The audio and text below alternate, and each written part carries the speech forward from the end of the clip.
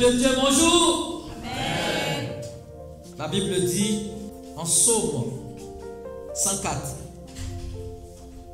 mon âme bénit l'Éternel. L'Éternel, mon Dieu, tu es infiniment grand.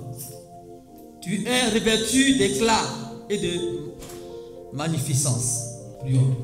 Père éternel, mon Dieu, Papa, Seigneur, sois béni, sois loué. Seigneur Dieu, comme l'a dit David, son âme éternelle, mon Dieu, te bénit. Père, nous aussi, nous te bénissons ce matin, Seigneur Dieu.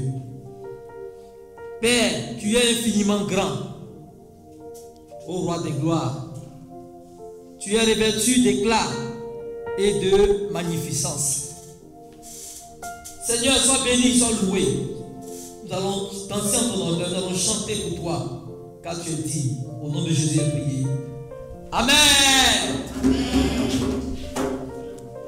Ta fidélité est grande. Ta fidélité est incomparable. Nul n'est comme toi, mon Seigneur. Grande est ta fidélité. Ta fidélité, ta fidélité est grande. Ta fidélité, ta fidélité est incomparable. Nul n'est comme toi, mon Seigneur. Grande est ta fidélité. Ta fidélité, ta fidélité, Seigneur, est grande. Ta fidélité est incomparable. Nul n'est comme toi, mon Seigneur. Mon Seigneur, grande est ta fidélité. Ta fidélité, Jésus, ta fidélité, Seigneur, est grande. Ta fidélité est incomparable. Nul n'est comme toi, mon Seigneur. Mon Seigneur, grande est ta fidélité. Ta majesté, ta majesté est grande. Ta majesté est incomparable. Nul n'est comme toi, mon Seigneur. Mon Seigneur, grande est ta majesté. Nul n'est comme toi, mon Seigneur. Grande est ta majesté. Ta fidélité, Seigneur, est grande. Ta fidélité est incomparable. Nul n'est comme toi, mon Seigneur. Mon Seigneur, grande est ta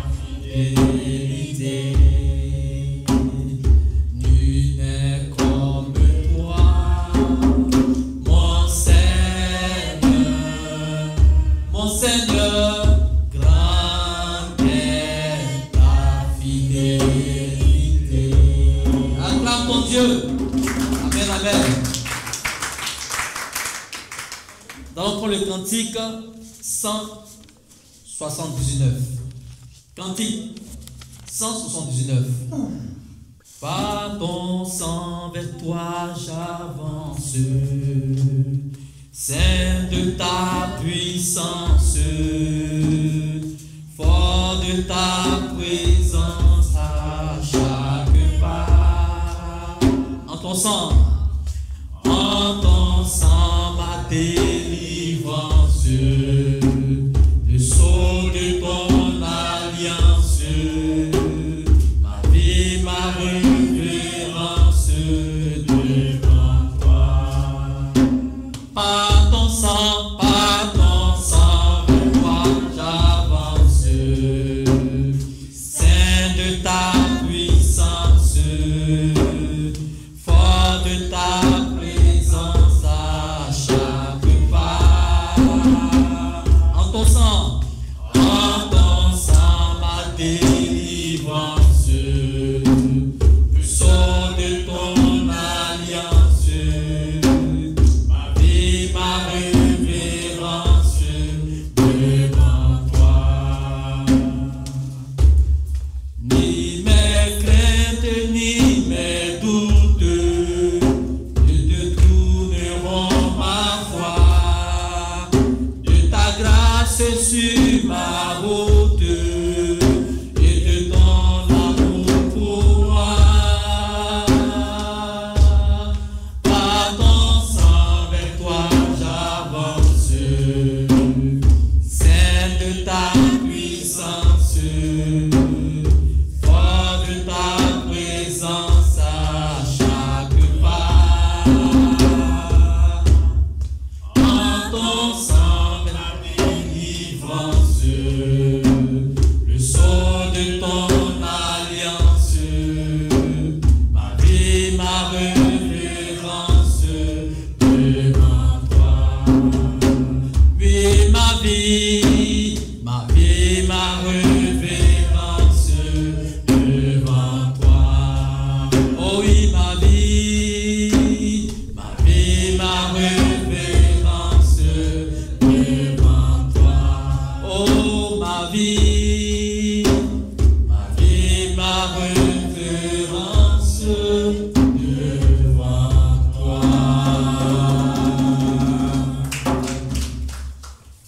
Amen. Le cantique 66. Oh Dieu, prépare-moi un sanctuaire pur et saint,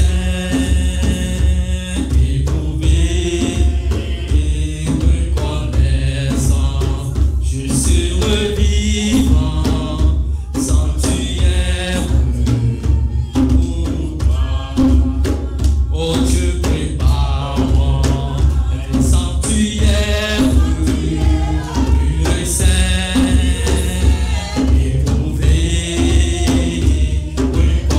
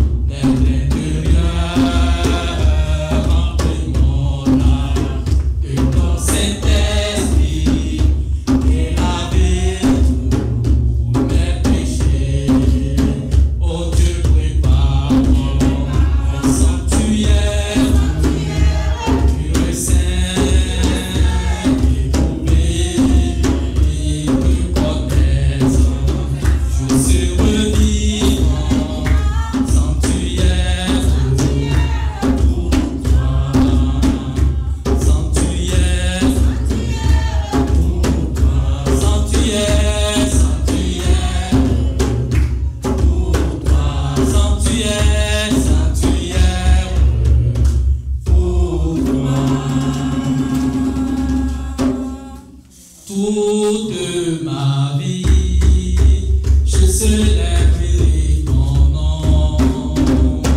Toute ma vie, je célébrerai ton nom. Je n'aurai pas honte de te louer. Tu es le meilleur des choix. Je n'aurai pas honte de te louer. Tu es le meilleur des choix. Toute ma vie, toute ma vie.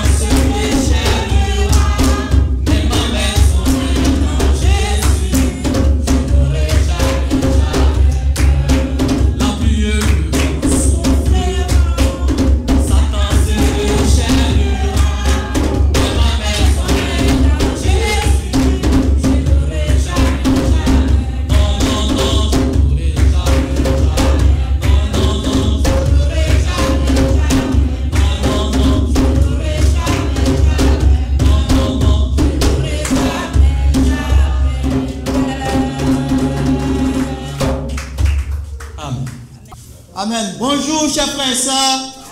Bonjour à tous ceux qui nous visitent ce matin. Soyons tous les bienvenus à ce culte. Et pour continuer notre culte, nous allons baisser la tête et prier. Amen. Amen. Éternel Dieu de gloire, Père Tout-Puissant, Papa, ce matin, nous voulons te bénir.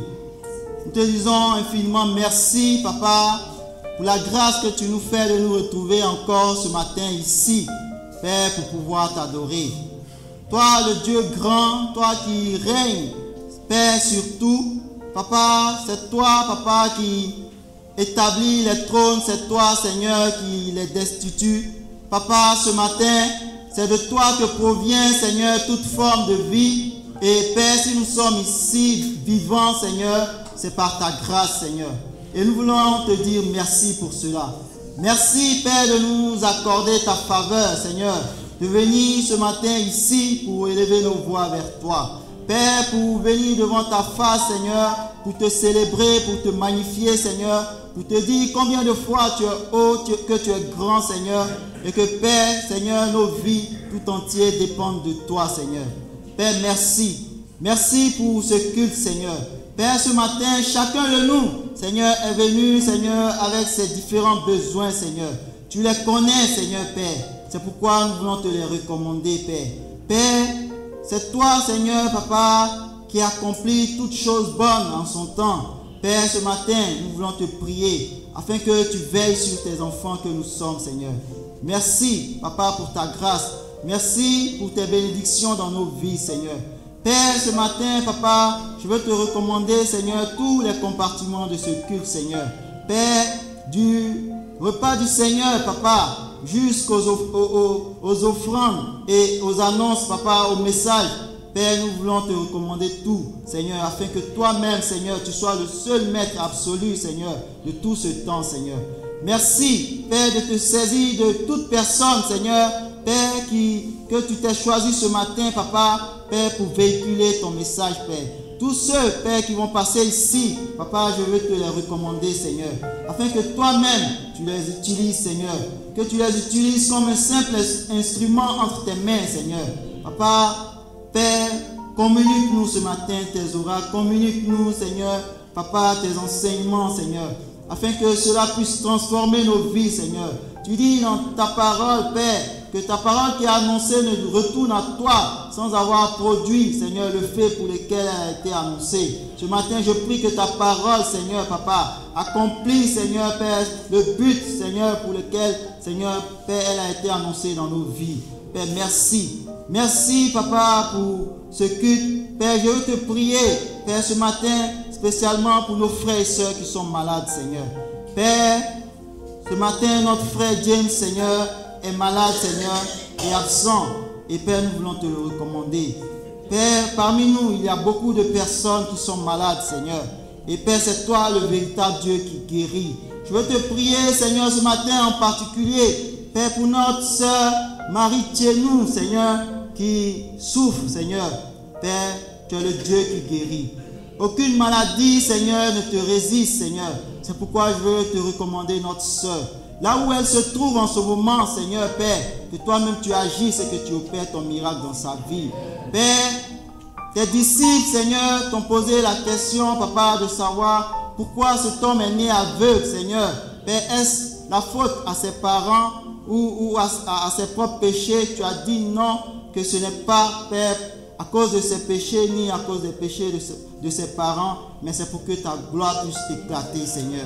Et ce matin, nous sommes convaincus que tu es le Dieu, Seigneur, qui ne nous traite pas comme nous le méritons. C'est pourquoi, Papa, je prie, afin que ta main puissante, ta main, Seigneur, Père, compatissante, Seigneur, puisse vraiment se poser sur notre sœur, chez nous, Marie, Père, afin qu'elle retrouve la guérison. Père, ce matin, Père, nous allons, Papa, effectuer une collecte, Seigneur, Père, qui lui sera dédiée, Père. Mais Père, nous savons que les médecins, Seigneur, attendent leur rémunération, Papa, pour pouvoir prendre soin d'elle. Mais Père, toi, depuis le sein de sa mère, Seigneur, toi, tu as pris soin d'elle jusqu'à aujourd'hui. Et nous sommes convaincus, Père, que ce n'est pas aujourd'hui que tu vas l'abandonner, Seigneur. Merci, Papa, de guérir notre sœur, car nous sommes convaincus, Papa, qu'aucun homme, Seigneur, ne peut opérer ce miracle si ce n'est toi, Seigneur. C'est pourquoi nous voulons te la recommander, Seigneur, sincèrement, Père, de tout cœur, afin que, Père, tu puisses la guérir, Père. Merci, Père, d'être avec nous. Merci de bénir ce culte, Seigneur. Merci d'être avec, Seigneur, nos enfants de l'autre côté à la classe. Père, je veux te recommander ces enfants, Père, qui sont l'avenir de demain, Seigneur. Père, donne-leur, Papa, d'apprendre, Seigneur, Père, les vertus qui viennent de toi, afin qu'ils puissent les mettre en pratique, Seigneur, Père, dans les jours à venir, Seigneur, lorsqu'ils seront plus grands, Seigneur. Merci de bénir ce culte. Merci, Père, de dépêcher les pas de ceux qui sont encore en arrière, afin qu'ensemble, Seigneur, Père, nous puissions te célébrer, nous puissions t'adorer, Seigneur. Bénis ce culte, sois avec chacun de nous, et qu'en toutes choses, l'honneur, la gloire, la majesté, la magnificence, Père, te reviennent pour toujours, pour des siècles. C'est au nom de Jésus que j'ai prié. Amen. Bonjour frères et sœurs, je suis votre frère Ziakon Adu. Ce matin, j'ai été choisi par le Seigneur pour nous encourager sur le repas du Seigneur. Je tiens à préciser que le repas du Seigneur est réservé aux disciples qui sont repentis de leurs péchés et qui sont fait baptiser au nom du Seigneur. Amen. Donc frères et sœurs, pour nous exhorter, lisons 1 Corinthiens, chapitre 11, versets 23 à 33. Car j'ai reçu du Seigneur ce que je vous ai enseigné. C'est que le Seigneur Jésus, dans la nuit où il fut livré, prit du pain. Et après avoir rendu grâce, le rompit et dit: ceci est mon corps qui est rompu pour vous. Faites ceci en mémoire de moi. De même, après avoir soupé, il prit la coupe et dit: cette coupe est la nouvelle alliance en mon sang. Faites ceci en mémoire de moi toutes les fois que vous en boirez. Car toutes les fois que vous mangerez de ce pain et que vous buvez cette coupe, vous annoncez la mort du Seigneur jusqu'à ce qu'il vienne. C'est pourquoi celui qui mangera le pain ou boira la coupe du Seigneur indignement sera coupable envers le corps et le sang du Seigneur. Que chacun donc s'éprouve soi-même et qu'ainsi il mange du pain et boive de la coupe. Car celui qui mange et boit sans discerner le corps du Seigneur mange et boit un jugement contre lui-même. C'est pour cela qu'il y a parmi vous beaucoup d'infirmes et de malades, et qu'un grand nombre sont morts. Si nous nous jugions nous-mêmes, nous ne serions pas jugés. Mais quand nous sommes jugés, nous sommes châtiés par le Seigneur, afin que nous ne soyons pas condamnés avec le monde. Ainsi, mes frères, lorsque vous vous réunissez pour le repas, attendez-vous les uns des autres. Amen, frères et sœurs. Ici, c'est l'apôtre Paul qui a écrit vraiment cette lettre à l'église de Corinthe. Mes frères et sœurs, il parlait de la manière dont on doit prendre le repas du Seigneur. Amen, frères et sœurs. Et ce que je comprends ici, c'est que à chaque fois qu'on prend le repas du Seigneur, c'est d'abord se souvenir de la mort du Seigneur.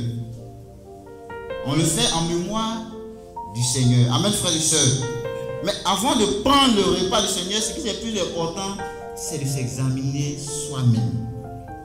Mon frère, ma soeur, ce matin, tu vas prendre le repas du Seigneur. Mais est-ce que tu as pris le soin de t'examiner? Comment tu te sens ce matin avant de prendre le repas du Seigneur? Amen, frères et sœurs. Cela est très capital pour nous. Est-ce qu'on prend le repas du Seigneur avec le péché non confessé, ou bien on prend le temps de se sanctifier avant de prendre le repas du Seigneur? La manière dont nous prenons le repas du Seigneur montre, comment je peux dire, c'est-à-dire notre amour ou l'intérêt qu'on porte à notre Seigneur, frères et sœurs. Mais ce matin, quel est l'état de ton cœur? Quel est l'état de ton cœur? Frères et sœurs, on n'est pas... Être chrétien, ce n'est pas porter une casquette ou encore un titre, frères et sœurs. Mais être chrétien, c'est celui qui se sanctifie. Amen, frères et sœurs. C'est celui qui se sanctifie. Et c'est pourquoi il a dit ici, on ne doit pas le prendre de façon indignement. Indignement, on ne doit pas le prendre. Donc à chaque fois que nous devons prendre le repas du Seigneur, frères et sœurs, c'est de m'examiner comme moi. Est-ce que je suis digne ce matin de le prendre? Ou bien j'ai un péché que je dois confesser? Amen, frères et sœurs. Amen. Et le dernier passage ici, le verset 33, il nous fait savoir que ainsi mes frères, lorsque vous réunissez pour le repas du Seigneur, pour le repas, attendez-vous les uns des autres. Ce matin, quelle est vraiment ton intention, ou bien quelle est vraiment ta relation avec ton frère ou ta soeur? Hein? Ce matin, tu es là, nous sommes ici, on va prendre le repas du Seigneur, mais quelle est la relation entre ton frère, entre ton frère et ta soeur? Est-ce que tu as encore des rancunes contre ton frère ou contre ta soeur? Ou bien est-ce que vous vous entendez parfaitement? Ou bien tu es encore dans la calomnie? Ou bien quel est vraiment l'état de ton cœur ce matin? Amen, frères et sœurs. Donc je ne suis pas venu dans le but de nous sermonner, mais de vraiment porter l'intérêt ou encore l'utilité vraiment du repas du Seigneur. C'est très important. On doit d'abord s'examiner soi-même. Amen, frères et sœurs. On doit d'abord s'examiner soi-même. Et à chaque fois que nous sommes en train de prendre le repas du Seigneur, comme je l'ai dit, on doit se souvenir de la mort de notre Seigneur. Amen. Donc c'est ce message que j'avais vraiment à partager. Que vraiment le Seigneur bénisse son peuple. Prions pour le pain et le vin. Seigneur, nous te disons merci. Ton esprit est glorieux, ton esprit est puissant. Seigneur notre roi, ce matin encore, papa, tu nous fais la grâce, Seigneur Dieu Tout-Puissant, d'être dans ce lieu. Mais d'abord, Père, tu nous demandes de nous examiner. Parce qu'on ne prend pas ton corps et ton sang, Seigneur, de manière indigne. Mais Père, à chaque fois que nous les prenions, Seigneur notre Dieu, nous devons nous examiner pour voir si nous en sommes dignes ou pas. Je te prie, oh Dieu Tout-Puissant, Papa, de nous aider, Papa, à être ouverts, Seigneur notre Dieu, sur les péchés qui nous fatiguent, sur tout ce que nous, Père, nous puissions cacher pour la gloire de ton nom. Merci, Papa, éternel, mon Dieu, de nous sanctifier, de nous purifier à travers le pain et le vin, et qu'en toutes choses, l'honneur et la gloire te reviennent. C'est au nom de Jésus que j'ai prié. Amen. Amen. J'ai soif de ta présence, présent, cher de ma foi. Dans ma faiblesse immense, que ferais-je sans toi? Chaque jour, à chaque heure, oh, j'ai besoin de toi. Viens Jésus et demeure auprès de moi. J'ai soif de ta présence, présent chef de ma foi. Dans ma faiblesse immense, que ferais-je sans toi? Chaque jour, à chaque heure, oh, j'ai besoin de toi. Viens Jésus et demeure auprès de moi. J'ai soif de ta présence, divin chef de ma foi. Dans ma faiblesse immense, que ferais-je sans toi? Chaque jour, à chaque heure, oh, j'ai besoin de toi. Viens Jésus et demeure auprès de moi. Chaque jour, à chaque heure, oh, j'ai besoin de toi. Viens Jésus et demeure auprès de moi. J'ai soif de ta présence, divin chef de ma foi. Dans ma faiblesse immense, que ferais-je sans toi? Chaque jour, à chaque heure, oh, j'ai besoin de toi. Viens Jésus et demeure auprès de moi. Viens Jésus et demeure auprès de moi.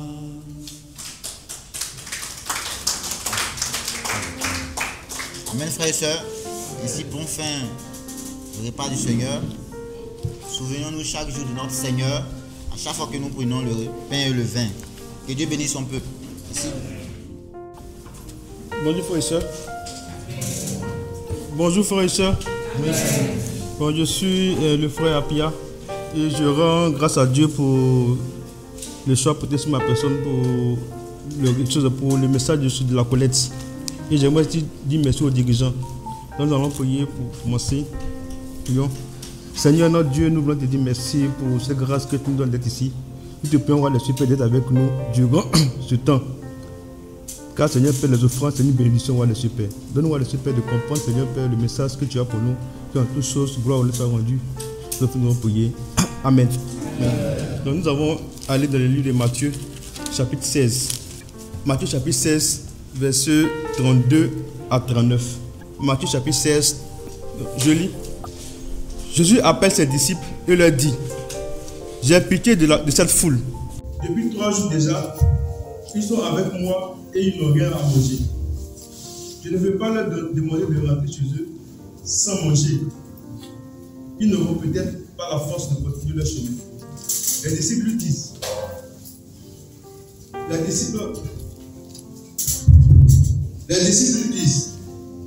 dans cet endroit désert, où pouvons-nous trouver des pains pour nourrir une si grande foule? Jésus leur demande: vous avez combien de pains? Matthieu 16, 32 à 39. Matthieu 16. Non, Matthieu 15 plutôt, Matthieu 15. Matthieu 15, 32 à 39.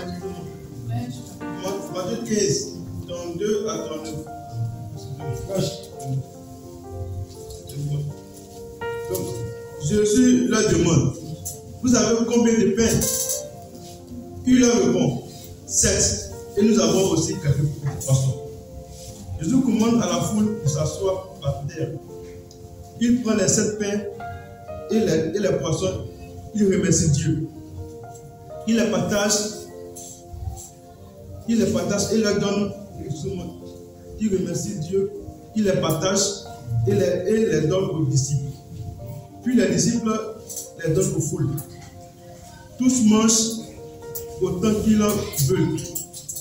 On emporte des morceaux qui restent. Cela remplit 7 paniers. Il y a 4 000 hommes qui vont manger, sans compter les femmes et les enfants. Ensuite, Jésus renvoie la foule. Il monte dans la barque et il va dans la maison du magasin. Amen. Amen. Donc, cette histoire s'est passée en Galilée, près du lac de Galilée. Jésus, après avoir guéri la fille de la femme cananéenne qui le suppliait, s'est dirigé vers Galilée. Et on sait tous que quand Jésus arrive à un endroit, il attire les personnes à lui. Et quand il est arrivé, il allait sur une montagne et une grande foule s'est dirigée vers lui pour entendre le message qu'il voulait, pour entendre le message du salut. Et aussi, ces personnes-là, parmi ces foules, il y avait des malades, des personnes qui étaient boiteuses plutôt, qui étaient infirmes, qui étaient muettes. Et Jésus a fait 3 jours avec ces personnes. Et au cours de ces 3 jours, il a guéri ces personnes, il a enseigné ces personnes. Et la Bible dit que ces personnes ont resté sans manger pendant ces 3 jours. Et après ces 3 jours, Jésus a eu pitié. Parce que ces personnes étaient avec lui sans manger. Donc il ne pouvait pas les laisser partir. Puisqu'il avait fini sa mission à cet endroit, il devait partir. Il ne voulait pas laisser ces personnes-là dans la maison. Donc qu'est-ce qu'il doit faire? En tant que le leader, le chef, il a décidé de nourrir ces personnes-là. Autant ils étaient dans un endroit où il n'y avait rien à manger, il n'y avait pas de marché, il n'y avait rien pour pouvoir acheter quelque chose à manger. Et il a dit à ses disciples, il a dit à ses disciples que sa volonté de nourrir la foule. Donc ses disciples lui ont dit qu'il n'y a rien à manger. Et il demande à ses disciples, qu'est-ce que vous avez? Et ses disciples lui répondent qu'ils ont 7 pains et quelques poissons. Donc Jésus demande à avoir 7 pains et il rend gloire à Dieu. Il remercie Dieu et Dieu multiplie ces pains-là. Et là, il y avait plus de 4000 hommes. Il y avait 4000 hommes et sans compter les enfants et les femmes. Vous avez vu qu'il y avait plus de 4000 hommes, 4000 personnes présentes en ce lieu. Donc Jésus a parlé de cette paix, Jésus a nourri cette grande foule. Au fait, qu'est-ce que je veux faire passer ici comme message? On sait que cette année, c'est une année spéciale, concernant la collecte spéciale. Et c'est que la collecte spéciale de cette année est dédiée à l'église de Soudan de TPM, parce que nous devons avoir un lieu de culte. Et on ne peut pas pour pouvoir bénéficier de ce d'une grâce, si toutes les personnes désirent vous aider, avant de venir d'aide, toi tu les consoler, tu dois aussi montrer ta volonté pour pouvoir recevoir cette aide-là. Et cette volonté-là, nous devons la montrer en donnant notre aide spéciale. Et on a fait, dans le mois de mars, chacun a fait sa promesse. Et après la promesse, on tourne autour de 44 millions. En fait, qu'est-ce que je veux nous amener à comprendre? Ici, Jésus avait le désir de nourrir ces personnes. Donc, ce désir-là, il ne comptait pas sur le nombre de pains. Il ne comptait pas. Il savait qu'il n'y avait pas de pain à cet endroit. Il savait cela. Mais il voulait faire passer un message à ses disciples que si on a la foi, on peut tout. Donc c'est pour ça qu'il a demandé à ses disciples de leur donner à manger.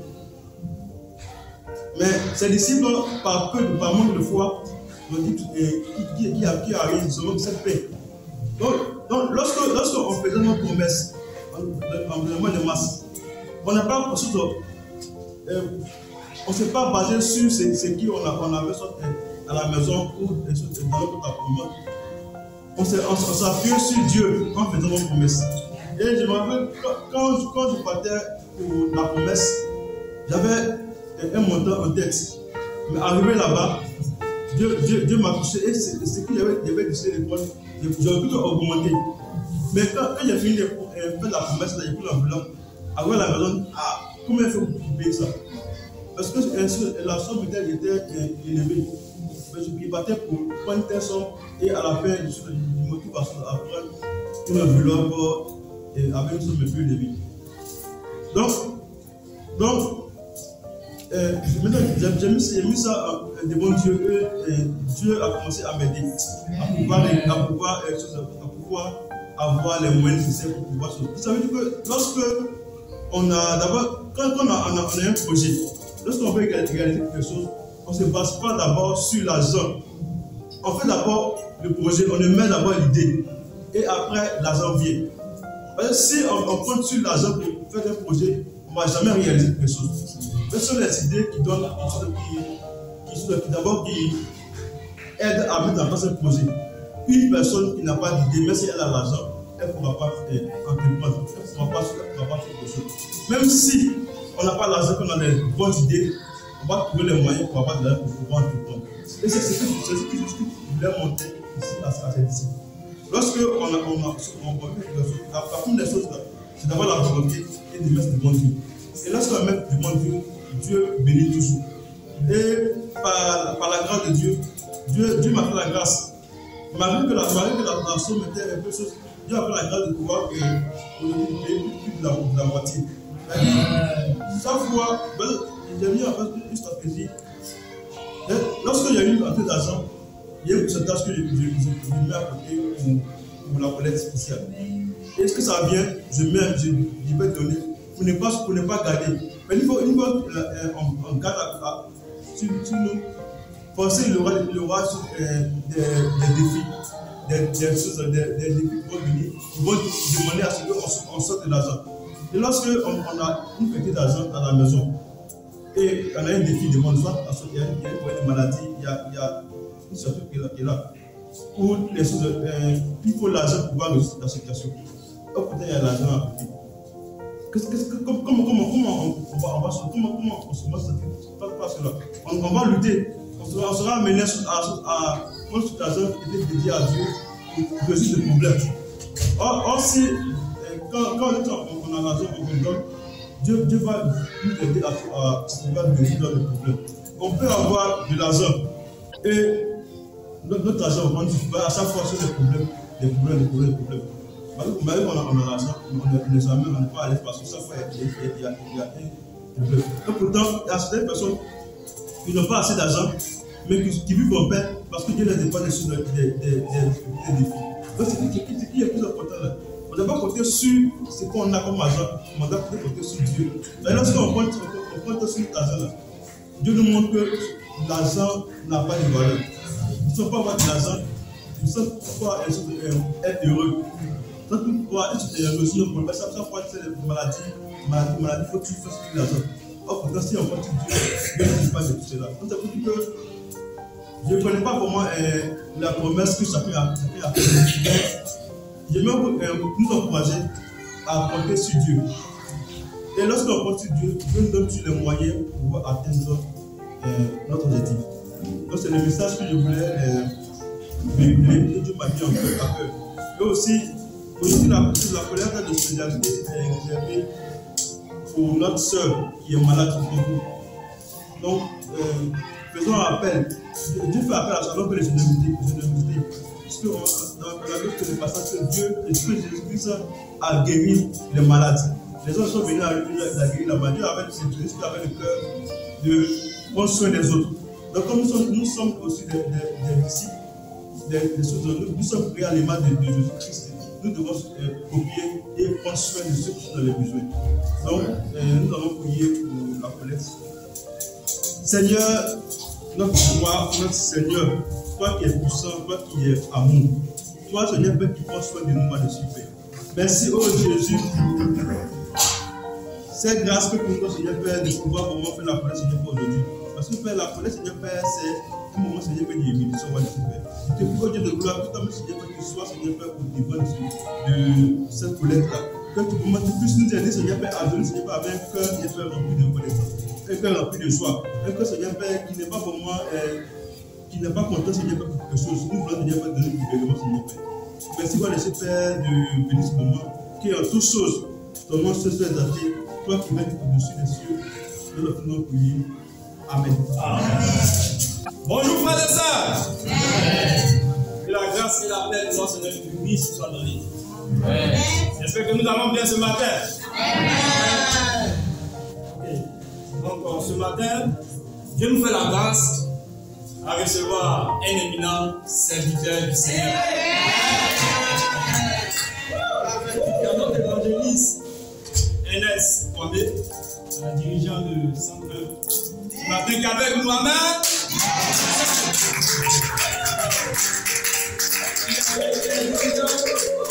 Dirigeant des centres éducatifs. Centre, amen. ce matin, nous encourager. On vous dit Akwaba. Akwaba, à quelle vie est heureux de vous recevoir. Après ça, notre évangéliste va nous encourager. S'il vous plaît, applaudissons et encourageons-le.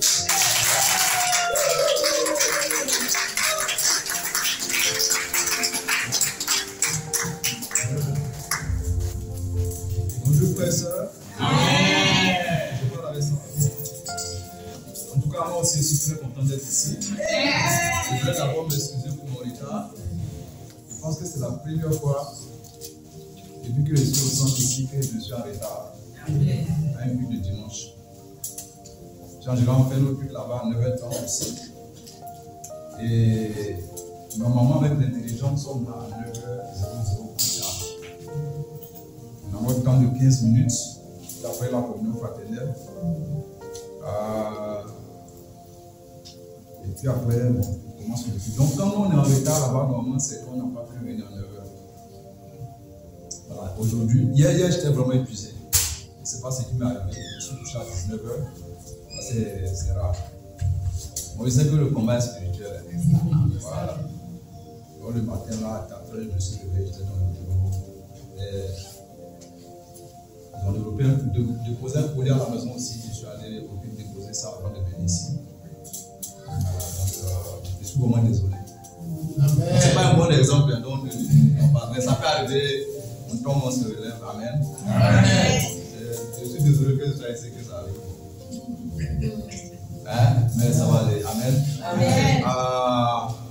Ce matin,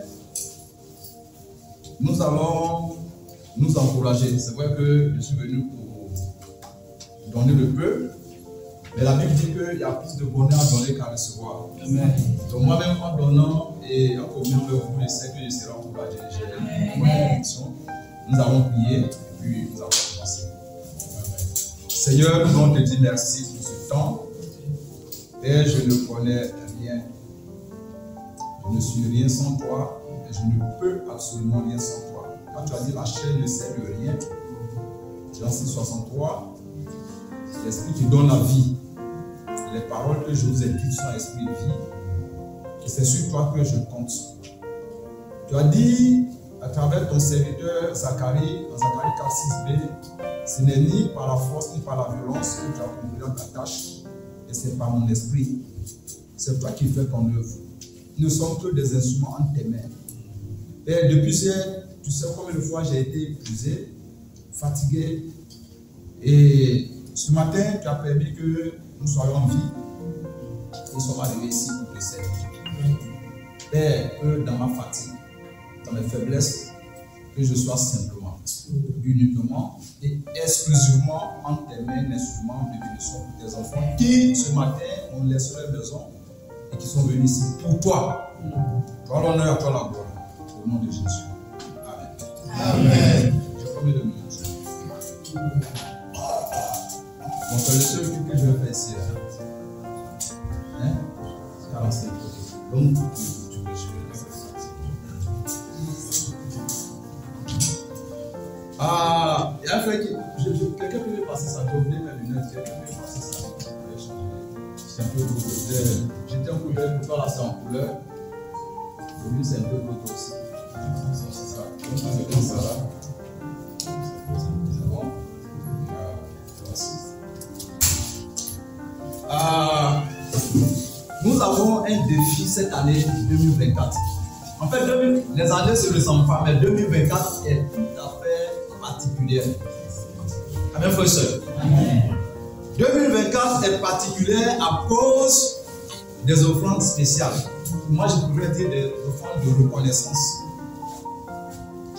Des offrandes de reconnaissance. C'est que d'habitude, on commence très tôt en janvier. Mais cette année, on a commencé des mois plus tard. Pour certains, peut-être en mars, d'autres en avril. Et ça fait la spécialité de cette collecte. Deuxième, c'est que Dieu nous a inspiré de donner au moins 380 millions. Pas 380 millions. 380 millions, on a rendu à 400 000. 400 millions. Merci beaucoup. Bon, quand on entend ça, on est secoué. Et je sais que la première fois qu'on a entendu, si on est honnête, on était secoué. Bon, ça dépend. Certains déjà, depuis longtemps, dans leur conviction, dans leur foi, ils savent que c'était possible. Certains. Mais pour la plupart, on ne croyait pas. Parce que dans l'église, certains, dans leur relation avec Dieu, souvent n'étaient pas d'accord même avec les promesses, les défis qu'on donnait de 10 millions. Parce que pour nous, on peut aller au-delà. Mais pour arriver à là, il faut un certain niveau de foi. C'est par la foi qu'on voit ce genre de choses comme ça. Amen, frère, soeur. Voilà.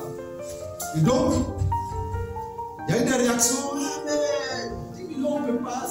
Bon, même si c'est 50 millions, on ne peut même pas. Même. Et puis, c'est juste 380 millions. Et les gens, mais ils pensent quoi même? Qu'est-ce qu'ils nous veulent même? Bon, beaucoup de paroles, beaucoup de noms. Et ça crée certaines confusions, un certain remue-ménage, des acrobaties intellectuelles qui saccadent dans notre esprit, quoi. Et puis, chemin faisant, les hommes de Dieu ou les femmes de Dieu qui ont saisi la vision, quand ils ont commencé à nous communiquer pourquoi c'est comme ça, et à parler de la part de Dieu, à un moment, on s'est senti mais c'est possible. Vous voyez? Et que c'est possible de faire, mais c'est normal, mais c'est évident. En même temps, qu'est-ce qui s'est passé? En fait, ce qui s'est passé, comme je n'ai pas le temps, je ne vais pas vous laisser répondre à des trucs là. En fait, ce qui s'est passé, c'est que notre foi a été boostée. Vous remarquez, des fois, on peut venir de la maison fatiguée. On est triste, on est assis là. Mais dès que l'homme de Dieu ou la servante de Dieu te donne un temps, même dans nos communautés, quand quelqu'un te partage, waouh! Et puis tu reprends vie, tout ton pouvoir revient, la vie coule en toi maintenant, tu es transformé. Bravo. Voilà. Donc il y a quelque chose qui s'est passé. La foi se communique, se transmet.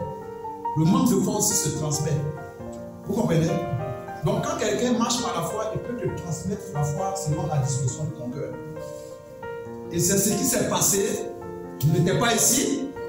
Mais je sais qu'à un moment, on a commencé à prendre des enveloppes parce qu'on était motivés, super motivés. On s'est dit, mais on peut. C'est possible. Au point où même ici, au 101, là où on devait aller, c'était combien? 29 millions. Mais vous avez promis 44 millions. Mais qu'est-ce qui a fait ça? C'est la foi qui a été communiquée là, qui a fait ça parce que tu avais eu le cœur qui était disposé. Maintenant, je vais vous dire quelque chose. Au moment où tu as dit que tu pouvais le faire, c'est vrai, tu peux le faire. Là, tu es dans la vérité. Et la vérité ne change pas. La réalité, c'est que l'argent est là, tu peux. Le problème, ce n'est pas l'argent. Comme Dieu disait, Jésus disait en Luc 18, à partir du verset 6, dit, regardez ce que dit ce mauvais juge. Et Dieu ne ferait-il pas justice à ses élus qui crient à lui jour et nuit? T'adhéras-tu à l'encontre? Il dit, Dieu vous le déclare, il leur fera justice rapidement. Maintenant, la dernière fois, il dit, mais quand le Fils de l'homme viendra sur terre, trouvera-t-il la foi? En fait, le problème de Dieu là, c'est pas l'argent, l'argent c'est quoi? Là, même si ça tombe dans ta chambre au paradis là, certainement on a besoin du javel spirituel pour nettoyer. C'est la pourriture, ça salit là-bas. Bon, ça ne peut même pas traverser l'une par arriver là-bas, c'est trop faible. Donc l'argent est trop dérisoire pour arriver sur le ciel, ça ne traverse pas. C'est pas possible, vous comprenez? Donc le problème pour Dieu, c'est pas l'argent, c'est notre foi. Amen, frère, soeur. La vraie richesse du chrétien, c'est d'abord la foi. Parce que la foi nous permet de naviguer, de nager, d'être intoxiqué, d'être trompé, d'être noyé dans la grâce divine. Et de pouvoir appréhender et de jouir des vraies richesses qui sont éternelles. Les vraies richesses sont les richesses éternelles. Amen, frère, soeur. Les grandes choses dans le monde sont éphémères. Les grandes choses dans le ciel sont éternelles. Et les vraies grandes choses, c'est ce qui est spirituel. Amen, frère, soeur. Donc la foi nous permet de rentrer dans ça. L'incrédulité nous amène à plonger dans les bassesses des grandes choses de la terre et de nous détruire dedans. Donc, je voulais qu'on comprenne ça. Maintenant, c'était le jour là, on était à, suivez bien, notre foi peut-être, il y a échelle 1, 2, 3, 4, jusqu'à, oulala, parce que Dieu peut aller à l'infini, ça veut dire que jusqu'à ce que Dieu permet là, on peut aller. Donc peut-être toi, tu es venu ce jour-là, tu étais au niveau 8 de ta foi. Donc quand on t'a dit là, le jour-là, tu es venu dans ton cœur, tu n'étais pas content à faire d'argent avec les personnes qui n'ont pas vécu de l'argent encore. Le niveau 8 de ta foi là ne te permet pas de voir vraiment clair. Tu es dans la confusion à un certain niveau. Ça veut dire que si c'était un petit défi, tu peux arriver, on trouve que c'est normal, mais à ce niveau-là, tu ne peux pas. C'est comme quelqu'un qui peut transporter 20 kilos et puis on te donne une tonne. C'est pas possible. Voilà. Donc maintenant,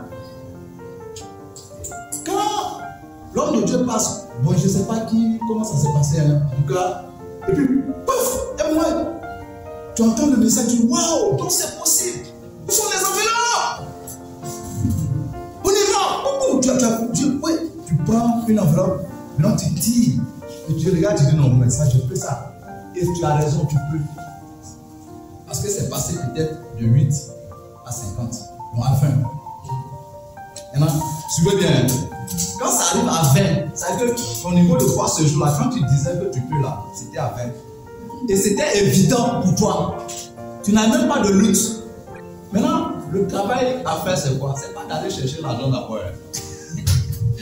Mais c'est pas l'argent qui est le plus important.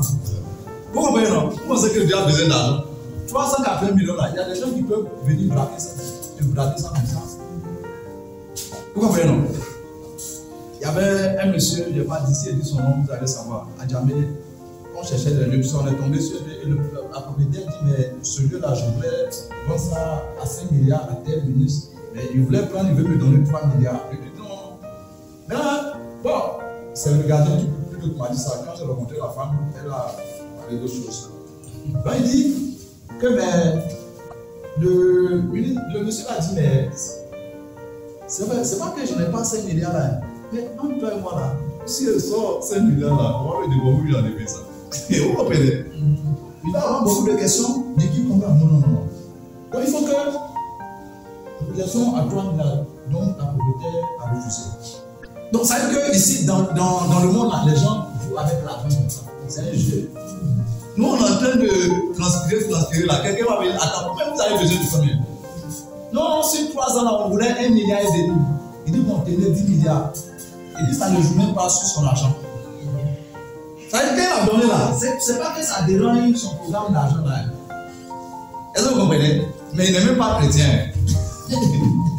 Donc, je voudrais qu'on comprenne que le vrai problème de Dieu là, c'est pas l'argent. Donc, si tu dois commencer à faire quelque chose de sérieux, c'est pas il faut que je vous parle. Il faut que tu t'assures que là où ta foi elle est là, va méditer les passages que tu as entendus et puis ça t'a envoyé là, le message là, pas méditer là pour faire le jeûne.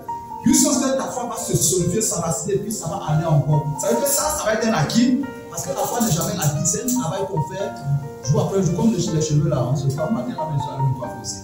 Vous comprenez? Hein? Ça pousse, on enlève, ça pousse, on enlève. Donc il faut qu'on arrive à entretenir ça, la foi. Donc quand tu t'assures que pour bien entretenir, il faut attaquer. Il ne faut pas commencer à rester là et puis tu te défends. Non, il faut attaquer en grandissant. Quand tu grandis, tu gagnes encore du terrain. Deviens à 40. Et même quand tu arrives à 40, tu te dis, mais je finis ça. Donc 3 mois et puis je vais ajouter 3 sous. Je vais écraser. Vous comprenez, non? Est-ce qu'on se comprend? Amen, pasteur. Et si tu commences à grandir comme ça, tu ne vas même pas me au contraire, même tu as dit, ce que j'ai fait, vraiment, c'est profite. Vous comprenez? Ma femme et moi, m'a donné le premier. J'ai dit à ma femme, tu veux qu'on donne combien? Elle a dit. Donc, je t'avais donné ma promesse, parce qu'on fait ça ensemble. Et au fond de moi, je n'étais pas d'accord. Bon. Mais j'ai appris des leçons depuis 2016. Ça m'a l'air en 2016, Dieu a commencé à enseigner beaucoup de choses. Vous comprenez? Depuis le Burkina, j'ai compris que je ne dois pas convaincre. Vous savez que je suis comme le truc de promesse. Je ne peux pas convaincre ma femme, il faut qu'on donne ça parce que non. Je lui demande, chérie, tu veux qu'on donne combien pour ça? Ah, c'est ça, ok. Maintenant, je m'en vais, il dit, Dieu, moi, voici ce que j'ai dans le cœur. Mais on travaille ensemble. Toi-même, tu sais que c'est juste ce que je pense là. Je ne sais pas où je vais trouver, mais c'est sa boule. Si tu trouves que je suis dans ta justice, là, envers ma femme, et qu'elle n'a pas oublié sa bouche pour me dire qu'il faut qu'on monte. Vous comprenez, non? Et depuis là, c'est comme ça que j'ai fait. Donc quand elle a dit, dans mon cœur, j'ai dit ok, j'ai prié. En même temps, dans mon cœur, je me dis, même si elle ne réagit pas, je vais trouver dans mes entrées personnelles de l'argent pour commencer à payer pour augmenter, à donner pour augmenter. Vous comprenez, non? Donc c'était ça qui était dans mon esprit. Parce que je sais les expériences que j'ai faites dans les offrandes et ce que Dieu a fait. Amen, frère, soeur. Voilà. Mais un mois après, on était en train d'écouter un message sur offrande. On était tous concentrés. Et puis elle me regarde. Elle dit, chérie, il faut que je te parle. Je dis, mais quoi? Au fond, on a fait la promesse là. Il faut qu'on augmente ça. Maintenant, comme on est en train de mettre de l'argent de côté pour quelque chose, depuis longtemps, j'avais vu que ça aussi, on pouvait utiliser. Donc, ma femme m'a dit qu'il faut qu'on augmente. 2. Et après, celui-là, elle me dit, on peut même prendre, au lieu de prendre ça là, pour ce projet, on peut remettre le projet d'après, on peut utiliser ça. Elle m'a dit ça, la joie qui m'a envahi. Il dit, je n'ai pas fini de ça, n'a pas fini d'avoir deux projets. Moi-même, depuis un mois-même, c'est ça que j'étais dans mon cœur. Est-ce que vous comprenez? Et c'est comme ça qu'après, je lui ai expliqué. Depuis même un mois là-même, c'est ce que je voulais. Mais quand c'est comme ça, ça pousse ma foi encore plus. Oh, Dieu, tu as touché son cœur sur ce point. Pour qu'elle arrive là où j'étais, alors que je ne le mets pas. On vit dans la même maison, je ne vais pas dire ça. Est-ce que vous comprenez? Voilà. Donc, non seulement notre promesse, on a multiplié par 2, on a ajouté encore dessus. Bon. Et, par la grâce de Dieu, actuellement, on est à plus de 80%. On a atteint. Vous comprenez? Mais on veut finir avant. On veut finir avant. Mais par rapport à ce quantité d'argent qu'on donne, moi je ne suis pas là en congé, je suis resté. Elle a voyagé seule. Je suis resté à l'enfant. Allô Cameroun seul. Moi ça ne me dérange pas. Vu qu'on arrive à atteindre nos buts. Amen, frère, soeur. Amen. Et quand elle est venue, je dis, chérie, tu sais à quel niveau on est? Bon, quand elle fait les calculs normaux par rapport à ce qu'on paye à 2, vraiment, ça a certaines sommes. Je dis, non, on est en telle somme. Elle était impunie. On a dépassé là-bas, même qui nous faisait peur, on a un peu avancé. On ne donne pas parce qu'on a beaucoup. On donne parce que notre foi nous permet. Nos ressources là, c'est notre foi. Notre première ressource, c'est notre foi. Dans tout ce qu'on fait, on doit tout faire pour nourrir la foi, pour que ça nous emmène là où on ne peut pas partir. Mais si on néglige, que ta foi va descendre, de 20, on t'a envoyé la vie qui a fait pour ça. Si tu fais que tu descends en 10, tu vas dire, mais attends, mais c'est quel bouche qui m'a piqué, puis j'ai fait promesse à lui. Ah, quelqu'un s'est senti comme ça. Mais moi, j'ai été trop zélé. Est-ce que c'est sage même de faire cette promesse-là? Est-ce qu'on comprend? Parce qu'ici, là, on a 9 millions. J'ai les 49 millions. Voilà. Bon, j'ai ça, j'ai les détails. Donc, ça veut dire qu'on n'est pas encore arrivé même à. Le pourcentage. Bon, ce matin, je veux encourager. Amen. Amen. Vous voyez que je ne vous fixe pas sur l'argent. Dieu veut vous fixer sur notre foi. Vous comprenez? Je sais qu'on n'a pas des millions sur nous, mais ce qu'on peut avoir sur nous, la foi, là, ce qu'on peut avoir. Ça, là, je suis convaincu qu'on peut avoir. Donc, je préfère me fixer sur ça. Si on a ça, tout ça, c'est. On va lire le livre de Malachie. Le livre de Malachie. Disons Malachie 3. Et je peux me faire aider quand même. On va pas l'enlever. Malachie 3. Si ça bouge. Si ça bouge. Ah oui, je vais là-bas. Malachie chapitre 3, versets 6 à 12. Car je suis l'Éternel, je ne change pas.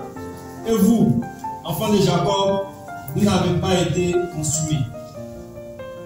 Depuis le temps de vos pères, vous vous êtes écartés de mes ordonnances.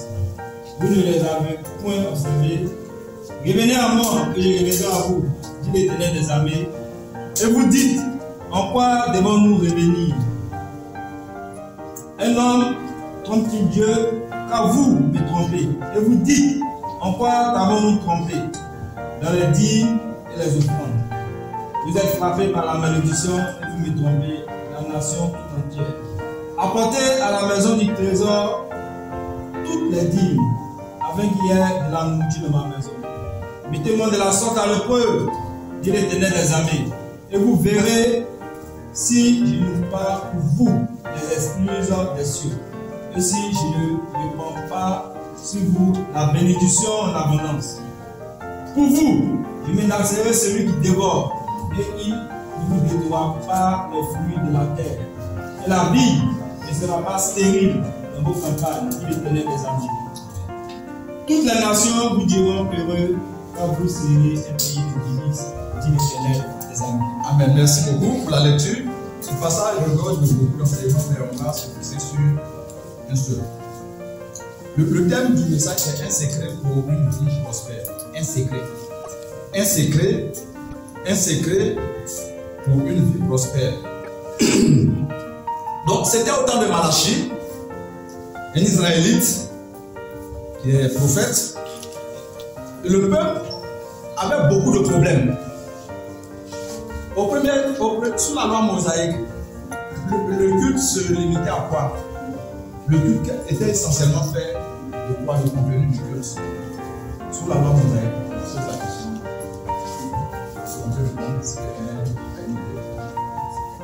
Les sacrifices dans le culte, oui, les sacrifices d'animaux. Amen. Est-ce qu'on peut l'encourager? Essentiellement, il y a les sacrifices d'animaux, les offrandes, les dîmes, et tout ça. Ça que c'est chaque fois sacrifice, tu as tu prends un animal, tu vas avoir ça. Donc les cultes c'était comme ça. Mais nous aujourd'hui c'est pas comme ça. Amen. Et donc, à l'époque, au temps de Malachie, le peuple passait par des situations difficiles. Il y avait des difficultés financières, beaucoup de situations compliquées dans leur vie. Ils ne savent pas comment s'en sortir. Ils sont en train d'adorer Dieu, de servir Dieu, de faire le culte, mais ils sentent que rien ne marche dans leur vie. Leur récolte, ça ne produit pas assez et c'est compliqué. Pour s'en sortir, même c'est difficile. Et ils se posent beaucoup de questions. Ils se disent, mais attends, mais ça sert à quoi de servir Dieu alors? Nous on sert Dieu, on se décarcasse, on se sacrifie, mais il y a des gens qui même me disent le défi comme ça vis-à-vis. Et parlent avec arrogance, avec dédain de Dieu, de mépris. Mais voici eux, ils prospèrent, ils ont tout ce qu'il faut. Parlez-moi de ça, bien ici.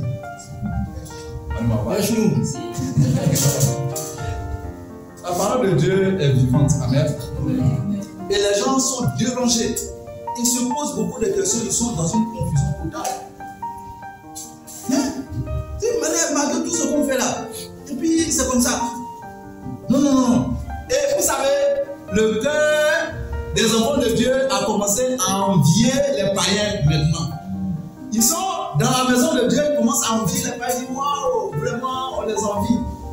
Et quand on est assis devant Dieu, dans l'église, mais on regarde les gens autour, on les envie, on va les évoluer. Quand on dit quelqu'un va l'amener là, on ne peut pas rester. Est-ce qu'on comprend? Voilà. Donc ici, c'est dans cette confusion-là qu'ils étaient, et Dieu va faire quelque chose d'incroyable. Il va susciter son serviteur, le prophète, pour venir leur parler. Parce qu'en réalité, ils se posent la question. Dieu dit qu'il nous aime là. L'amour là même c'est où? Ils doutent de l'amour de Dieu. Ils sont convaincus que Dieu ne les aime pas. Et ils étaient convaincus qu'ils marchaient correctement avec Dieu. Mordicus, ils étaient convaincus que bon, on a de bonnes relations avec Dieu, on est en train de marcher avec lui, on ne comprend pas. Mais comment est-ce qu'on peut être dans la vérité et puis en même temps la confusion peut battre son plein, être à son armée, à son paroissien, à son plus haut sommet? Comment? C'est pas possible. C'est pas possible. Là où il y a la vérité, il y a l'écoute est claire. Quand il y a le manque de vérité, la confusion va son plein. Amen, frère. Souvent dans nos vies en tant qu'enfants de vérité, de lumière, quand on sent que confusion vient là, il faut qu'on se dise qu'on est en train de s'éloigner de Dieu. Malgré tous les actes religieux qu'on pose là, les sacrifices qu'on fait, ce n'est pas ça le vrai problème. Dieu n'a pas besoin d'animaux. Dieu a besoin du cœur des gens. Même avant la loi, Dieu nous a montré ça à travers Caïn avec nous. Dieu dit quoi? Il a approuvé Abel et son offrande. Il a désapprouvé Caïn et son offrande. Donc, pour pouvoir approuver l'offrande de Abel, là, Dieu a approuvé quoi d'abord? Oui, mais quand on dit Abel, c'est quoi? Son cœur. C'est nos cœurs que Dieu veut. Quand on vient faire les offrandes, c'est parce que tu peux charger un conteneur d'argent et puis on va venir envoyer un conteneur là, c'est pour venir déposer. Mais pendant que tu transportes ça, ce n'est pas l'argent que Dieu regarde. Derrière l'argent qu'on est en train de convoyer dans le conteneur, c'est quelqu'un qui convoie ça. C'est ça qui intéresse Dieu d'abord. Quand Dieu regarde le cœur qui accompagne le don, et puis Dieu se lit par le cœur automatiquement, il va s'intéresser, mais qu'est-ce qu'il est en train de donner ce bon cœur? Et maintenant, il prend plaisir à regarder le don. Parce qu'un bon arbre produit du bon fruit. C'est une vérité, ce n'est pas la magie. Tu peux voir le cœur de quelqu'un, tu peux savoir ce qui va se produire dans sa vie. Quand tu vas lui dire ça, il va dire, ah, mais toi là, tu es un prophète. Non, non, tu es un magicien. Non, non, ce n'est pas magie. C'est des principes divins. C'est comme ça que ça marche. Amen, frère et soeur. Amen. J'espère que je me fais comprendre. Amen. Donc ici, Malachie vient et Malachie va commencer à leur dire leur vrai problème d'abord. Il va leur dire leur vrai problème. Il va permettre aux gens d'identifier. Même quand il leur montre leur problème, il se dit, mais comment ça s'appelle un problème? Quand il dit que Dieu vous aime, qui n'a pas changé, il dit, quel amour ça? Bon, on n'a pas lu ça ici, je ne pouvais pas laisser, s'il y avait les moyens, que c'était toute la journée, on allait lire tout le chapitre, du chapitre 1 jusqu'au chapitre 3. Dans certaines versions, on va jusqu'au chapitre 4, on allait lire tout. Mais on n'a pas le temps. C'est pour ça que j'ai un peu présenté le texte. Il dit, ça c'est quel amour? Quel amour? Malachie parle, il dit, non, quel amour ça? Il dit, mais revenez à partir, il dit de revenir à lui comment toi-même tu. Qu'est-ce que tu nous dis là? Tout ce qu'on fait là, bon, c'est pas une de deux camps. Frère, on vient assis là. On vient à tous les cultes. On participe aux activités, mais avec longtemps qu'on n'est plus avec Dieu. Le vrai problème qu'il dit ici, au verset 8, vous allez voir qu'il dit que vous n'êtes pas fidèles dans les dîmes et les offrandes. Vous comprenez, non? Dans les dîmes et les offrandes. Donc, comme les gens font mal ça, quand vous lisez tous les chapitres, ils vont aller voler des animaux là pour venir donner à Dieu. Dieu dit qu'il ne veut pas mal voler. Dans le monde religieux, ou bien dans le monde même, les gens vont aller voler de l'argent, ou bien pour Dieu il y a l'argent sale. Vous comprenez? Tu as allé voler l'argent de quelqu'un, peut-être 10 millions. Tu dis tu as calmé ta conscience pour venir donner au moins 2 millions dedans pour Dieu. Pour calmer ta conscience. Et dans les groupes religieux, quand on donne, ils vont publier ça. Les hommes l'applaudissent sauf Dieu. Vous comprenez, non? Pour calmer la conscience. Parce que même quand tu n'as pas l'esprit de Dieu, la conscience est une norme que Dieu a mis en chacun d'entre nous pour nous éclairer. Dieu nous a créé à son image. Donc les réminiscences de Dieu, malgré le péché d'Adam et Ève qui sont en nous là, se manifestent pour nous dire on n'est pas sur le bon chemin. Voilà. On n'est pas sur le bon chemin. Donc il y a l'argent sale. Tu ne vas pas prendre, aller voler l'argent de quelqu'un pour lui donner. Un jour, j'étais dans une mission dans un pays étranger. Comme on devait faire les courses, et puis j'ai demandé à un frère d'aller faire les courses, il a accepté. Il lui a donné l'argent de l'église d'aller. Il vient, je vois qu'il doit demander dans les calculs, je vois que ça ne vaut pas. Ce qui reste, ça c'est petit. Il dit, mais attends, tu as dit on a payé ça. C'était mais voici la monnaie. Il dit oui. Il dit mais et le reste, ça c'est oui. Il dit non, qu'il a donné ça aux mendiants. Quand il est parti, les mendiants, quelqu'un a donné, il a donné. Il dit ah bon, mais pourquoi tu lui donnes? Il dit non, mais toi-même tu as prêché dessus qu'on doit aider. Il dit mais ça fait que l'argent de l'église a allé aider les mendiants. Tu n'as même pas ton propre argent. Bref, donc après je l'ai laissé un jeune décideur, je lui ai dit que ça ne se fait pas comme ça. Il a rendu ça après, je crois. Voilà, donc tu n'as pas allé prendre l'argent des gens et puis tu viens, tu donnes et puis tu tapes. Tu penses que tu es en train de communier avec Dieu. Maintenant, il donne les animaux boiteux ou malades. Hey! Il regarde dans ces animaux-là, ceux qui sont en forme là, il les laisse. Non, c'est pas ça, c'est pas ça. Quand tu écris là, tu penses que Dieu ne voit pas. Donc, il dit ça là, il faut que le fasse vite, sinon il va mourir. Il est parti. Il a donné. Il s'assure qu'il ne meurt pas en route, qu'il a donné, il vient, qu'il a encore du mal, il s'en va. Vous comprenez, non? Mais ça, c'est un mépris sérieux de Dieu. On blesse Dieu profondément. Même si on fait ça avec un être humain, tu seras blessé. Quand tu as dit, viens ramasser, je ferme les yeux, je vais ouvrir ton truc là, tu as ramassé. Vrai ou faux? Hein? Mais pourquoi sinon on fait ça à notre semblable? Vous pensez que Dieu, c'est ça, les arrêts? Ou on regarde dedans l'animal qui n'arrive pas à bien évoluer. On dit ça là, si on s'en va dans sa carte, il faut donner quelque chose de bon. On va donner ça à Dieu. Toi-même, ton don que tu fais à Dieu là, ça ne touche même pas ton cœur. Tu veux que ça touche le cœur de Dieu comment?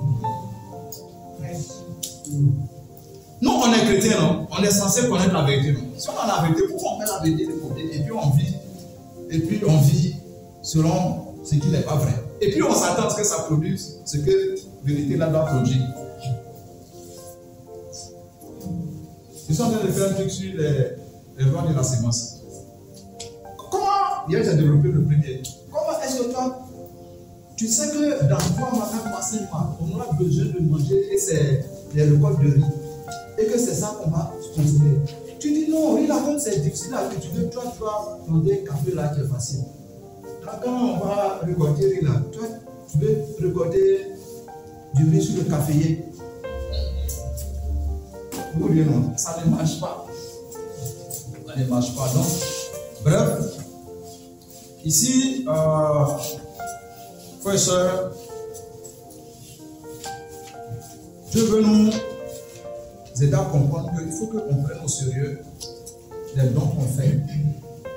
Il faut que ça nous dise quelque chose. Ce que ça te dit là, ça va dire à Dieu. Si ça ne te dit rien, ça ne dira rien à Dieu. Quand tu fais un don, que ça touche ton cœur, le cœur de Dieu aussi est touché. Parce que c'est sur notre cœur qu'il est fixé. C'est le contact de Dieu avec nous là, c'est notre cœur. Ce n'est pas notre argent, ce n'est pas nos offrandes. Son contact là. La preuve, il est venu habiter où? À travers le Saint-Esprit, il est venu habiter au jour de baptême. Dans notre cœur, on est venu habiter dedans. C'est ça qui est le centre de notre vie. Amen, frère, soeur. Donc il dit, revenez à moi. Ils ne comprennent pas.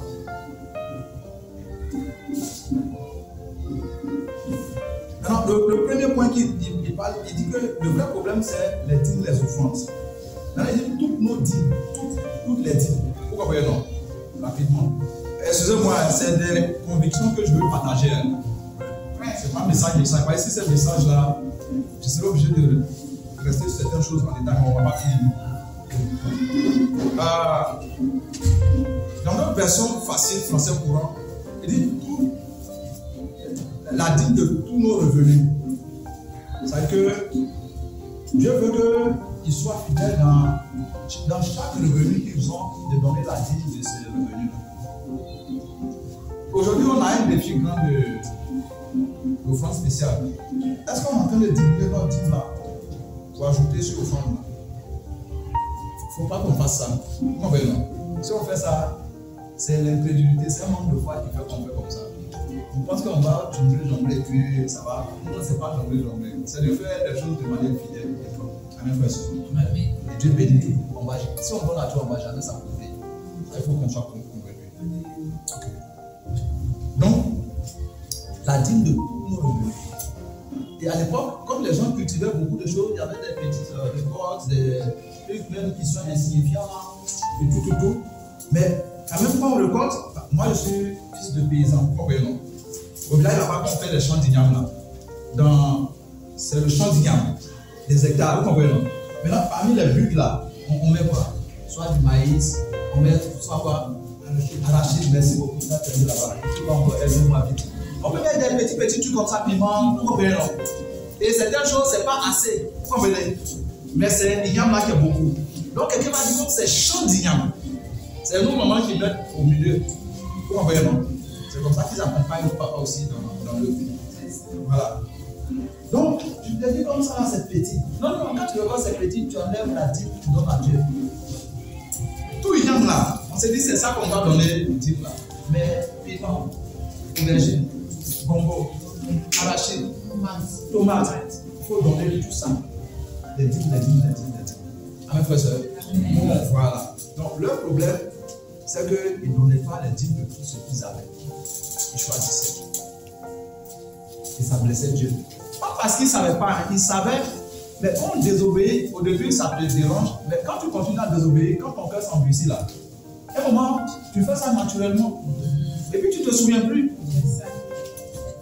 Si on vient te parler, tu vas penser que, merci beaucoup, tu vas penser que, mais pourquoi il me parle comme ça? Mais c'est quand tu vas rentrer en toi-même, quelqu'un va t'aider à voir, tu dis, c'est vrai, je suis allé loin. Voilà, tu fais t'asseoir un peu, son cœur revient maintenant. Et dans les temps de jeûne, dans la vie, elle commence à se ressaisir. Amen, frère, sœur. Amen. Donc, aujourd'hui, quels sont nos revenus? Un revenu, c'est quelque chose qui t'appartient, qui est à toi. Amen. Quels sont les revenus qu'on peut avoir? Par exemple, pour ceux qui travaillent, ils ont un salaire. Ceux qui font les affaires, bon, je peux dire aussi salaire parce que quand tu finis tes affaires, tu te payes toi-même. Tu bénéficies de tout ça. Comprenons. Par exemple, tu peux avoir un don. Quelqu'un peut te donner aussi. Ou même certains ont des primes. Amen. Maintenant, par exemple, les dons. Là, je vais un peu. Par exemple, les dons. Tu peux recevoir. Si par exemple, le frère te donne 10 000. On est venu au but ici. Un frère a eu son salaire. Il dit, comme il y a des gens, moi, à part que je réserve à l'université, je mets. Et puis, en priant, Dieu te met l'image de quelqu'un. Et puis, tu as mis, tu dis, quand je vais arriver, je vais donner au frère ou à la soeur. Après le but, tu dis, c'est 10 000. Mon frère ou ma soeur, quand le frère te donne 10 000 là, tu sais combien tu as dedans? Hein? Oui. 9 000. C'est mon frère, merci beaucoup pour les 9 000 que tu m'as donné, tous les 1 000 francs de Dieu, que je vais le remettre. Hein? C'est tellement dit merci pour les 10 000 là, et puis pas voilà. On pense que non, ça c'est rien, c'est petit. C'est vrai, non? Mais Luc 16 dit quoi? 10. Si on est fidèle dans les petites choses, nous sommes aussi fidèles dans les grandes choses. Donc, pour être qualifié pour les grandes choses, qu'est-ce qui nous qualifie pour les grandes choses? Les petites choses. Ce qui intéresse Dieu là, dans nos vies là, c'est les petites choses.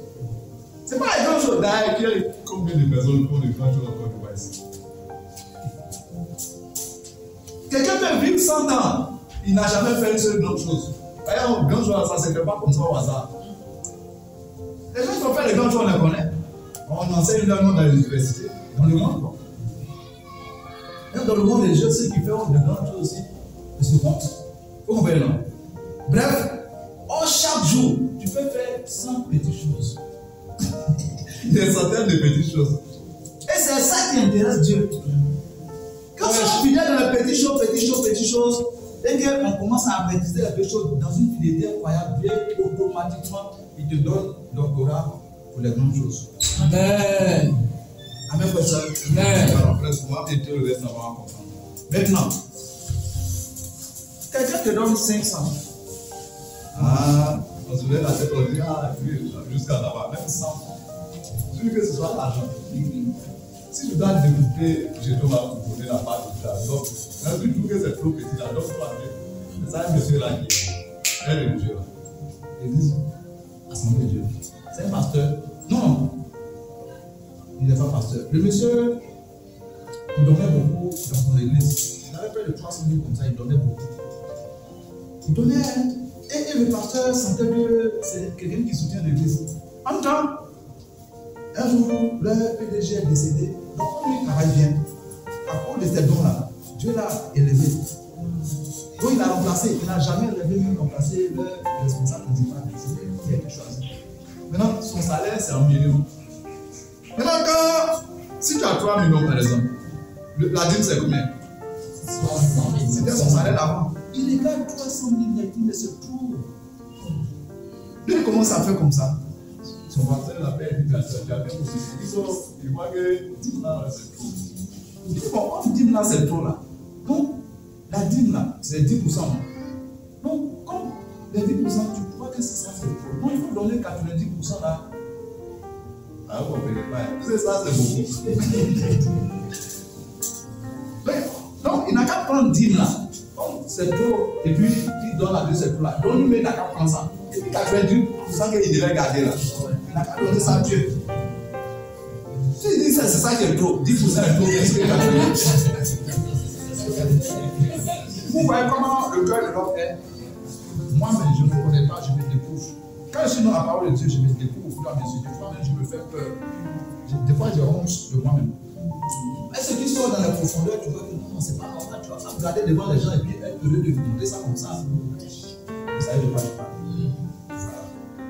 Donc, frère et soeur, tu vas à la pharmacie. Tu as ton propre argent. Tu es en train de payer des trucs. Ah, Ernest! Et puis je regarde, c'est un des collègues de lycée qui est venu laisser au bien. Ah, tu fais quoi ici? Tu as pensé ça? Ah, et tu fais quoi? Non, je suis venu, ma fille là est malade, je suis venu payer. Oh, j'avais mes 30 000, je voulais donner. Il dit, mais laisse. Il connaît même le. Il dit, bon, je règle tout ça. Il règle tout. Donc mes 30 000 là sont restés dans ma poche là. J'ai fait quoi? On va les coucher. Automatiquement. Amen. Tu es au restaurant, pour manger. Et puis, quelqu'un dit, prends ce collègue là. Ah, ok. Hey, je prends soin d'eux. Maintenant, les 10 000 que vous devez donner pour les 2 plats là. Tu as fait quoi avec ça? Vous pensez qu'il est venu comme ça? Ce n'est pas Dieu qui a touché son cœur pour venir. Ah. Quand on fait ça, ça nous permet d'avoir une conscience permanente de la présence de Dieu dans nos vies. Ce que Dieu est en train de faire. Et ça, c'est l'avantage pour nous. Parce qu'on est là, on pense que Dieu n'est plus avec nous. Et Dieu nous a oubliés. Mais pourtant, Dieu est en train de travailler dans nos vies. Hein. Mais nos yeux sont fermés, le son devient aveugle. Mais plus on pense à ça, on donne à Dieu. Ça fait que notre conscience de Dieu est permanente. J'insiste bien. Et ça, ce mot que je dis là, c'est très important. Avoir une conscience permanente de Dieu. C'est moi ceux qui parle. Une conscience permanente de Dieu. Amen. Amen. La piété dans l'équipe là, elle peut venir enseigner ici. Vous comprenez là? Voilà. Donc, une conscience permanente de Dieu. Une conscience permanente. Si tu as ça, tu deviens invincible. Rien ne peut. Et le diable ne peut pas ça. Je sais que le combat dans lequel on est spirituel, vous comprenez, non? Donc, quand tu es conscient que Dieu est avec toi tout le temps là, et puis tu vois son œuvre, rien ne peut contre toi. Ça veut dire que tu es devenu quelqu'un de dangereux pour le monde des ténèbres. Tu as fait ton budget, tu as dégagé 70 000 pour faire le marché. Et puis, brusquement, quelqu'un fait une bonne partie de ton marché pour t'envoyer. Tu comprends, non? Tu veux payer 2 sacs de riz, lui, il t'a envoyé 3. Attends. Quand tu t'assois là, quand tu regardes ton 70 000, tu penses que tu n'as pas donné quelque chose à Dieu. Voilà, vous comprenez, non? Mais combien de gens pensent à ça? Je peux même prendre beaucoup d'exemples. Mais tu montes dans le bac ou dans un taxi, au moment où tu es en train de partir, tu dis, oh non, monsieur, laissez, je vais gérer. Ah! On te donne 200 francs. 200 francs, tu vas gérer ça où? Ah, c'est trop petit. Hein? Les jeunes ici, quand vous donnez l'argent de poche là, vous utilisez. Est-ce que vous pensez à Dieu automatiquement? L'argent de poche. Je parle des jeunes. À qui les parents donnent ça?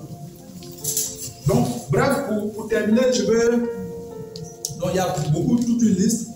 Je vais terminer avec les offrandes. Les offrandes, la dîme, c'est on doit ça à Dieu. Amen. On doit. Mais on doit le faire avec un bon cœur. Pas en murmurant. Maintenant, les offrandes, ça nous appartient, mais quand tu offres, c'est donné volontairement, librement. Et donc, les offrandes, normalement, vont manifester plus notre niveau de reconnaissance.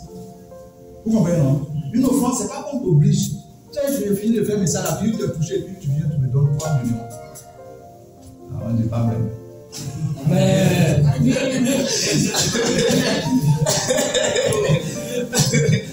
Je suis content d'être ici. Moi. Bref, vous comprenez, non? Personne ne t'a obligé. Hein? Donc, si tu as donné la personne, tu ne dois rien. Bon, il doit te dire merci. Tu vas pas dire, toi, je t'ai donné mon amour. Non. Tu es content. Si la personne refuse, même ça te blesser. Vrai ou faux? À cause du fait que tu es reconnaissant. Voilà. Une fois, j'ai invité quelqu'un à manger au collège. Ils ont refusé de pleurer sur le repas là jusqu'à. Je pleurais. Mais oui, je mange voilà, j'ai pleuré sur le repas. Mais finalement, j'ai mangé ce que je pouvais.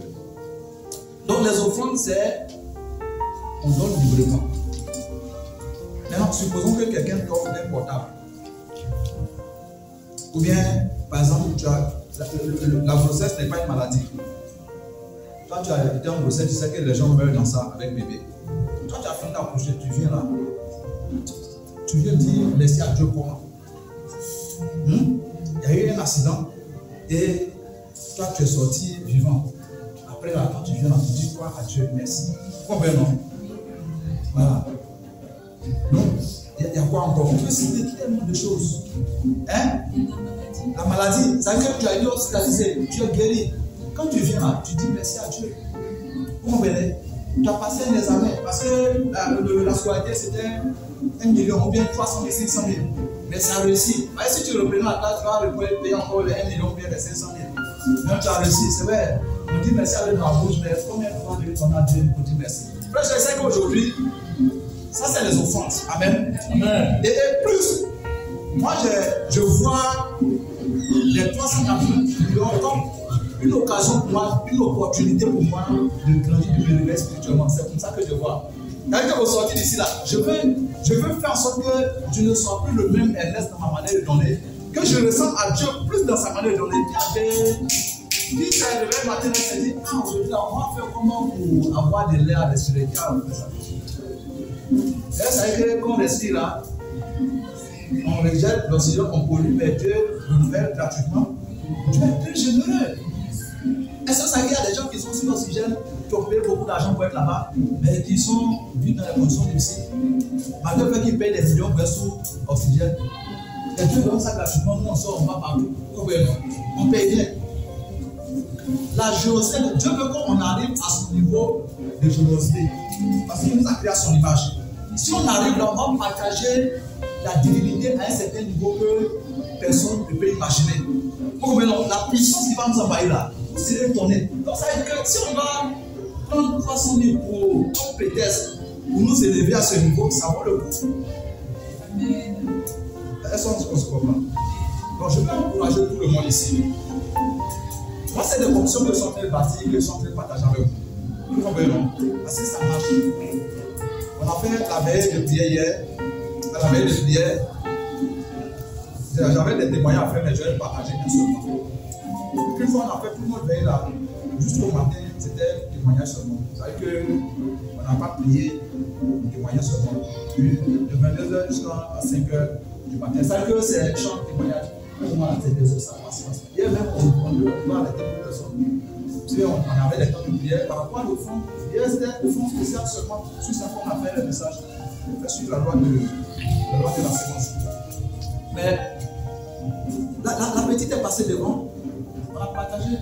Hier, la semaine dernière, environ 2 heures de témoignage. Elle vient d'être baptisée il n'y a pas longtemps. Le papa est mort récemment. Et c'est dur. Donc, elle se défie. Elle a eu un petit truc à faire. Elle dit que quand elle ne travaille pas, est-ce qu'elle doit même faire tout ça? Après, elle a saisi l'enfant et puis elle est repartie. On a appelé, tout le temps, il y a un truc à faire. Elle est partie, elle a fait. Elle dit, si Dieu, je m'avais fait ça, ce qu'on m'avait donné là, je vais donner elle est partie, elle a pris, elle n'a même pas réfléchi, elle a fait le verset. Et elle dit, depuis qu'elle a donné ça, Elle reçoit des fruits ici. Elle reçoit l'argent ici. Et elle est sur Internet en train de faire certaines affaires, c'est pas quoi là. Ça ne fait que l'enlever. Or, ce qu'elle a demandé comme salaire là, ce qu'elle a mis là, elle dit que sur le compte spécial, ça va pas combler. Elle continue à demander. Il y a qu'elle partageait, elle dit, il y a des enfants là. J'ai dit, elle-même là, tu la vois là, elle est transformée. Physiquement même, tu la vois même, tu sens que Dieu a l'œuvre. Et ça, c'est quelqu'un qui a, il y a quelques mois vraiment, qui a été baptisé.